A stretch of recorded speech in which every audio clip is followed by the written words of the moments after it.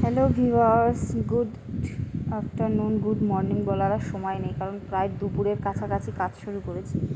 সকাল থেকে শুয়ে বসে কাটাতে কাটাতে প্রায় 1টা বেজে গেছে। এবার তো মাথায় চিন্তা লেগে গেছে যে মেয়েকে খাওয়াতে হবে, কারণ শরীরটাও অতটা ভালো ছিল না।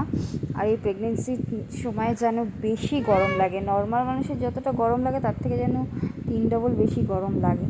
তাই আগে বিছনা থেকে নেমে উঠে বাসি ঘর ঝাড় দিয়ে আগে রান্না বসিয়ে দিলাম। এদিকে আলু ভাজা বসিয়েছি, এদিকে আম কেটেছি, টক ডাল করবো আম দিয়ে, আর আলু ভাজা, ভাত, ব্যাস এইটুকুনি এইবেলা খেয়ে নেবো। রাতেরটা রাতে দেখা যাবে কী করা যাবে। ওদিকে 2 দিন বাড়ি ছিলাম না, বাবার বাড়িতে ছিলাম, ব্যাস এসে দেখি ঘর লন্ডভন্ড হয়ে আছে। আমার বর খুব গুছানি, এই জন্য এত কাজ আমায় করতে হচ্ছে। চারিদিকে জামা কাপড়, এটা সেটা। 2 দিন ছিলাম না, 2 দিনে ঘরের এই হাল। তার মধ্যে একটু হাওয়া হয়েছিল, ধুলো বালি ঢুকে একাকার হয়েছে।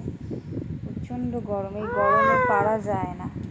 একদিকে আমি কাজ গুছাই, আরেকদিকে আমার মা আরেকটু গুছিয়ে দেয়। আমার ছোটো মা ওই যে গামলায় বসে বসে খেলা করছে খালি গায়ে, খুব গরম লাগছে, ওর জামা দিয়েই মুখটা মুছে নিচ্ছি, শুধু ঘেমে যাচ্ছে। রান্নাঘরে বেশি গরম।